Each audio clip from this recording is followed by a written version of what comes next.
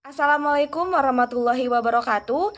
Kami dari kelompok kromatografi lapis tipis, yaitu kelompok 6, kimia pemisahan analitik, dengan anggota kelompok yang pertama ada Alvira Melinda dengan NPM 2013023030, ada Nurul Hidayah dengan NPM 2013023022, ada Friska Della dengan NPM 2053023004, dan ada saya sendiri, Anissa Aulia Sapitri dengan NPM 2013023020, dan yang terakhir ada Nengah Anggi Puspadewi dengan NPM 2013023058. Di sini kami akan membahas poin-poin dari kromatografi lapis tipis.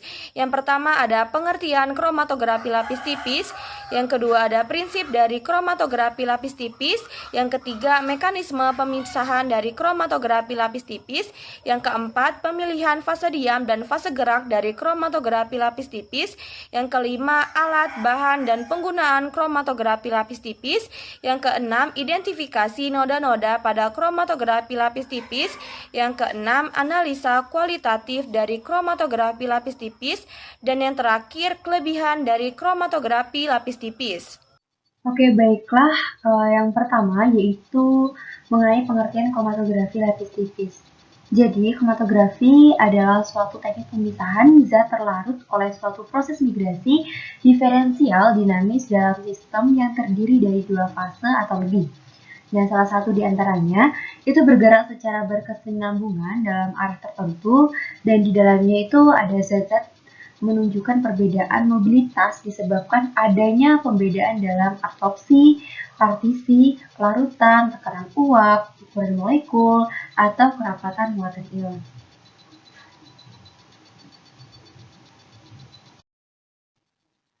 Nah, selanjutnya yaitu ada prinsip dari kromatografi lapis tipis. Jadi, pada proses pemisahan dengan kromatografi lapis tipis, keseimbangan ini tuh dipengaruhi oleh 3 faktor, yaitu ada faktor kepolaran fase diam, kepolaran fase gerak, serta kepolaran dan ukuran molekul. Nah, pada kromatografi lapis tipis, eluen adalah fase gerak yang berperan penting pada proses elusi bagi larutan umpan atau fluid untuk melewati fase diam atau absorbennya. Nah, lalu bagaimana mekanisme pemisahan kromatografi lapis tipis? Oke, jadi pemisahan KLT ini digunakan secara luas untuk analisa solut organik, terutama dalam bidang biokimia, farmasi, klinik, forensik, baik untuk analisa kualitatif dengan cara membandingkan nilai RF solut dengan RF senyawa baku atau untuk analisis kualitatif. Nah, ada pun beberapa mekanisme penggunaan KLT adalah yaitu yang pertama, analisis kualitatif KLT itu dapat digunakan untuk uji identifikasi senyawa baku. Nah, parameter dari KLT yang digunakan untuk identifikasi adalah nilai RF-nya, yaitu dua senyawa dikatakan identik jika mempunyai nilai RF yang sama jika diukur pada kondisi KLT yang sama. Baik, untuk selanjutnya yaitu analisa kualitatif. Ada dua cara yang digunakan untuk analisis kualitatif dengan kromatografi lapis tipis. Pertama, bercak diukur langsung pada lempeng dengan menggunakan ukuran luas atau dengan teknik densiometri. Kemudian cara kedua adalah dengan mengerok bercak lalu menetapkan kadar senyawa yang terdapat dalam bercak tersebut dengan metode analisis yang lain. Misalkan dengan metode spektrofotometri. Pada cara pertama tidak terjadi kesalahan yang disebabkan oleh pemindahan bercak atau kesalahan ekstraksi. Sementara pada cara kedua sangat mungkin terjadi kesalahan karena pengambilan atau karena ekstraksi. Analisis kuantitatif dari suatu senyawa yang telah dipisahkan dalam kromatografi lapis tipis biasanya dilakukan dengan densiometer yang langsung pada lempeng kromatografi lapis tipis. Densiometri ini dapat bekerja secara serapan atau fluoresensi. Kebanyakan densiometri mempunyai sumber cahaya monokromator untuk memilih panjang gelombang yang cocok, sistem untuk memfokuskan sinar pada lempeng, pengganda foton, dan rekorder. Kemudian, pada sistem serapan dapat dilakukan dengan model pantulan atau transisi. Pada cara pantulan yang diukur adalah sinar yang dipantulkan yang dapat menggunakan sinar tampak maupun ultraviolet. Sementara itu, cara transmisi dilakukan dengan menyinari bercak dari satu sisi dan mengukur sinar yang diteruskan pada sisi lain. Pada kenyataannya, hanya sinar tampak yang dapat digunakan untuk metode ini. Gangguan utama pada sistem serapan adalah fluktuasi latar belakang atau background yang dapat dikurangi dengan beberapa cara, misalnya dengan menggunakan alat berkas ganda, sistem transmisi dan pantulan secara bersamaan, atau sistem dua panjang gelombang. Adapun faktor keseragaman pada penyemprotan merupakan hal yang sangat menentukan. Semua pekerjaan kromatografi lapis tipis, jika ditunjukkan untuk analisis kuantitatif, harus dilakukan dengan seksama.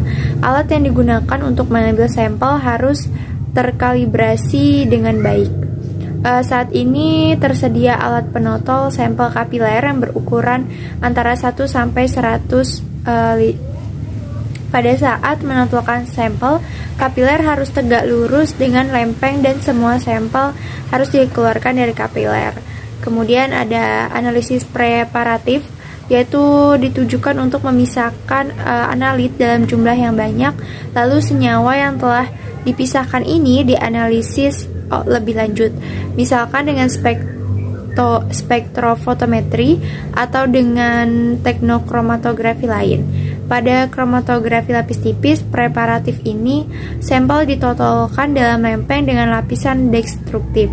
Bercak yang mengandung analit yang dituju selanjutnya dikerik dan dilakukan analisis lebih lanjut. Untuk materi selanjutnya yaitu pemilihan fase diam dan fase gerak pada kromatografi lapis tipis. Pada kromatografi, komponen-komponennya akan dipisahkan antara dua buah fase, yaitu fase diam dan fase gerak. Fase diam akan menahan komponen campuran, sedangkan fase gerak akan melarutkan zat komponen campuran. Komponen yang mudah tertahan pada fase diam akan tertinggal, sedangkan komponen yang mudah larut dalam fase gerak akan bergerak lebih cepat. Semua kromatografi memiliki fase diam, dapat berupa padatan atau kombinasi cairan padatan, dan fase gerak berupa cairan atau gas. Fase gerak mengalir melalui fase diam dan membawa komponen-komponen yang terdapat dalam campuran.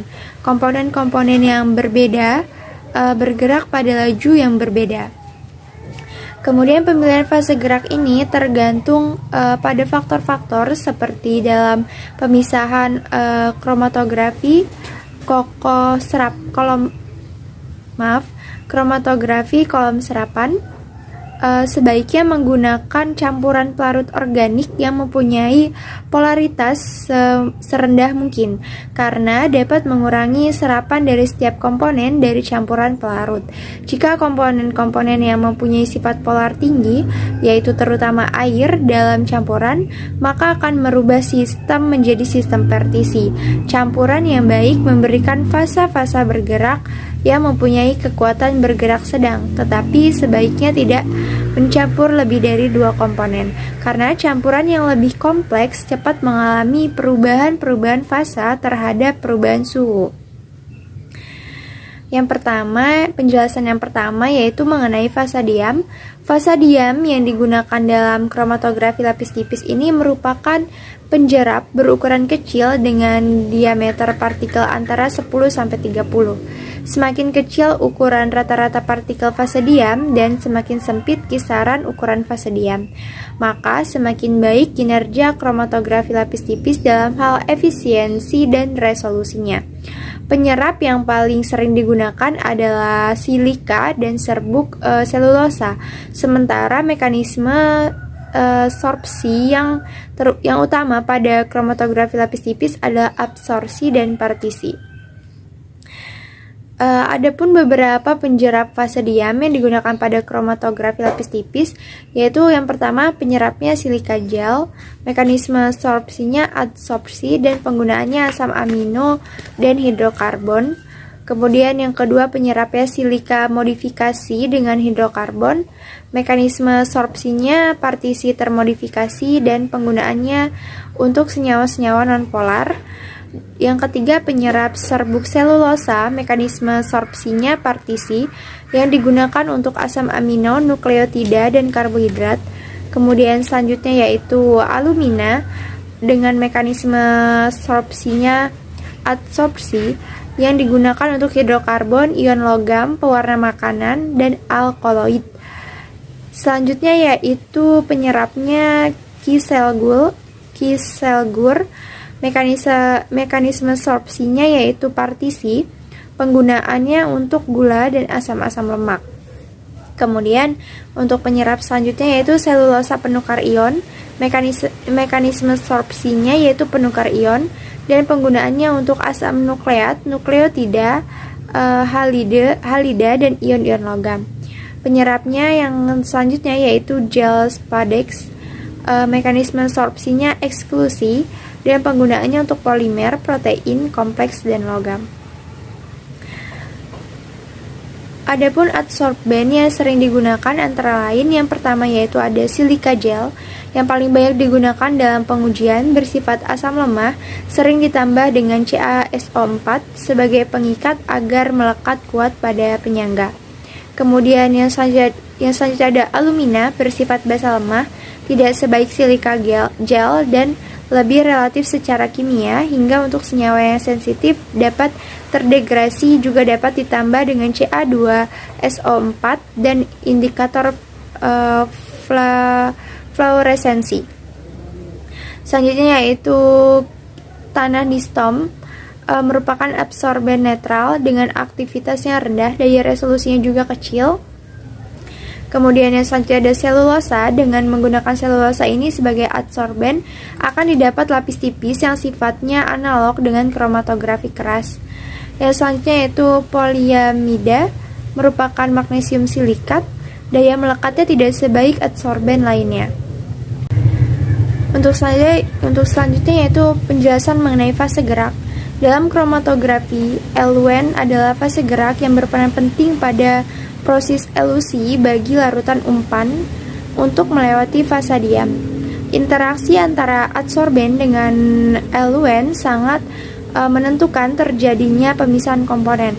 Oleh sebab itu, pemisahan komponen gula dalam tetes secara kromatografi dipengaruhi oleh laju alir eluen dan jumlah umpan. Eluen dapat digolongkan menurut ukuran, kekuatan teradsorpsi pelarut atau campuran pelarut tersebut pada adsorben, dan dalam hal ini yang banyak digunakan adalah jenis adsorben alumina atau sebuah lapis tipis silika. Penggolongan ini dikenal sebagai deret elektropik pelarut. Berikut adalah beberapa petunjuk dalam memilih dan mengoptimasi fase gerak. Yang pertama yaitu fase gerak harus mempunyai kemurnian yang sangat tinggi karena kromatografi lapis tipis merupakan teknik yang sensitif. Kemudian daya elusi fase gerak harus diatur sedemikian rupa sehingga harga RF-nya terletak antara 0,2 sampai 0,8 untuk memaksimalkan pemisahan. Untuk pemisahan dengan menggunakan fase diam polar seperti silikon gel, polaritas fase gerak akan menentukan kecepatan migrasi solut yang berarti juga menentukan nilai RF. Solut-solut ionik dan solut-solut polar lebih baik digunakan campuran pelarut sebagai fase geraknya. Alat dan bahan dan penggunaan kromatografi lapis tipis. Yang pertama di sini ada alat. Yang pertama yaitu ada beker kelas, crumble, lampu ultraviolet, bila diperlukan, analisis di bawah sinar ultraviolet, gelas arloji, pelat lembaran silika. Sekarang ini kita bila diperlukan bisa membuat sendiri. Selanjutnya yaitu ada neraca, spatula, kaca prepat, dan kaca prepat besar yang ukurannya 20 kali 20 cm, gelas ukur, pipet tetes, penyuntik sampel, penanggas air, corong, dan batang pengaduk. Yang kedua yaitu di sini ada fase gerak. Fase gerak misalnya seperti normal, heksan. Yang kedua ada kloroform. Yang kedua ada silika gel yang berupa lembaran. Jika harus hati-hati memegangnya dengan tangan kosong, pakailah sarung tangan. Yang keempat ada sampel.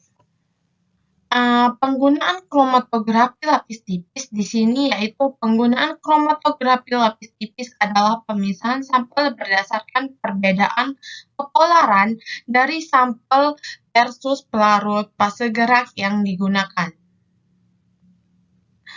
Teknik KLT ini menggunakan fase diam dalam bentuk plat tipis silika pada fase geraknya. Bila berupa air atau pelarut organik, pemisahan fase gerak ini tergantung dengan jenis sampel yang akan dipisahkan. Eluen yang merupakan larutan campuran yang digunakan untuk sebagai fase gerak.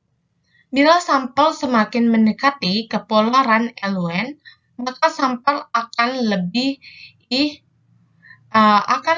terbawa dan terpisah oleh fase geraknya.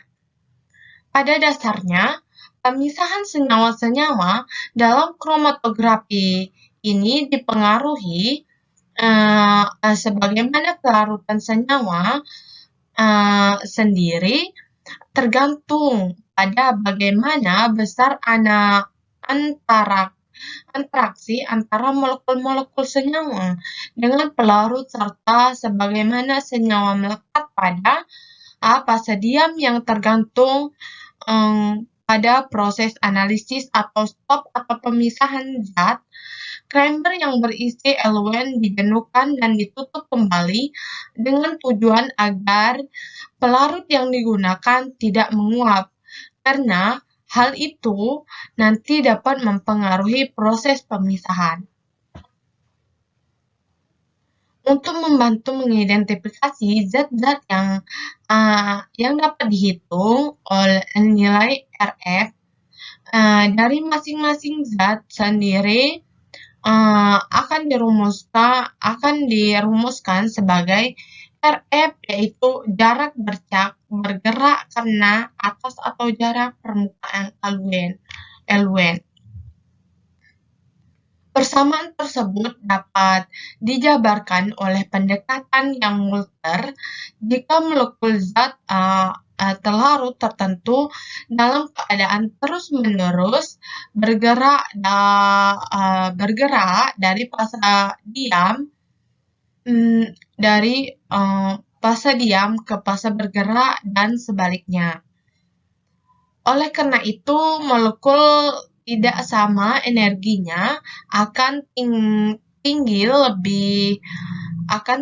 lebih sebentar jika menghasilkan suatu pita merupakan kurva konsentrasi karakteristik, mirip dengan kurva distribusi.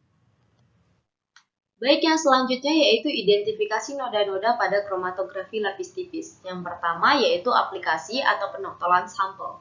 Sampel harus diaplikasikan atau ditotolkan pada lempeng KLT dengan sangat hati-hati dengan pertimbangan bahwa gangguan yang mungkin timbul pada lempeng KLT dikendalikan sekecil mungkin. Pada umumnya, sampel secara manual ditotolkan melalui pipa kapiler, mikropilet, atau melalui penyuntik mikrokaca yang telah terkalibrasi sedemikian rupa sehingga tetesan yang datang dapat menyentuh permukaan lempeng. Sementara ujung alat penotol masih tetap di atas penjerak lempeng KLT. Pada pemisahan kromatografi lapis tipis yang optimal akan diperoleh hanya jika menotolkan sampel dengan ukuran bercak sekecil dan sesempit mungkin. Sebagaimana dalam prosedur kromatografi yang lain, jika sampel yang digunakan terlalu banyak, maka akan menurunkan resolusi. Hasil penelitian menunjukkan bahwa penontolan sampel secara otomatis lebih dipilih daripada penontolan secara manual, terutama jika sampel yang akan ditotolkan lebih dari 15 ml. Penontolan sampel yang tidak tepat akan menyebabkan bercak yang menyebar dan puncak ganda. Berdasarkan pada tujuan analisis, berbagai macam jumlah sampel telah disarankan untuk digunakan. Metode penontolan sampel secara otomatis diperlukan untuk menghasilkan reprodusibilitas yang baik yang tentunya diperlukan untuk analisis kuantitatif. Untuk memperoleh reprodusibilitas, volume sampel yang ditotolkan paling sedikit 0,5 ml.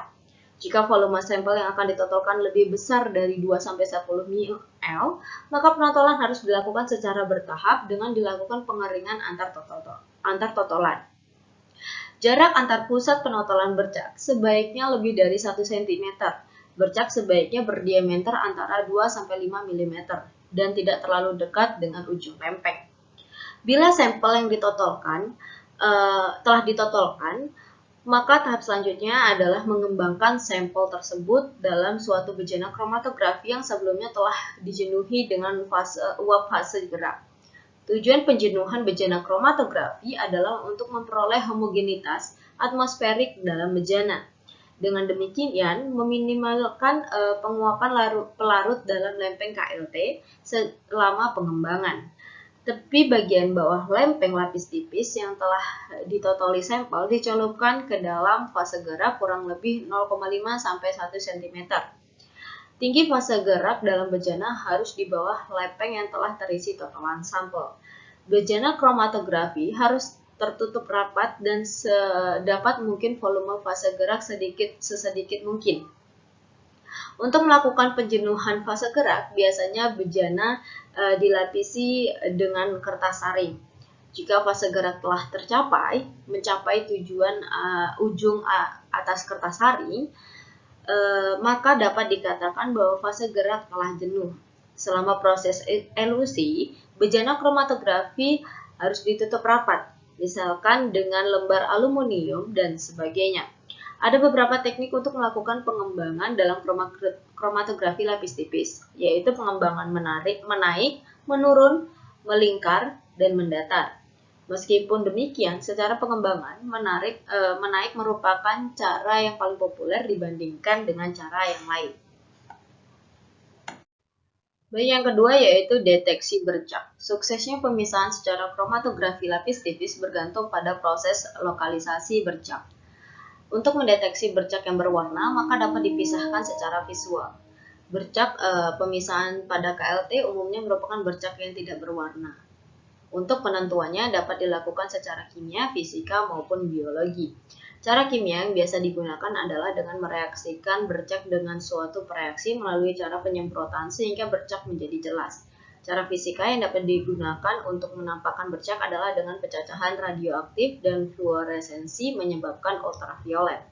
Fluoresensi sinar ultraviolet terutama untuk senyawa yang dapat berfluoresensi, maka bercak akan terlihat jelas. Jika senyawa tidak dapat berfluoresensi, maka bahan penyerapannya diberikan indikator yang berfluoresensi. Dengan demikian, bercak akan terlihat hitam, sedangkan latar belakangnya akan terlihat berfluoresensi. Berikut dengan cara-cara kimiawi untuk mendeteksi bercak.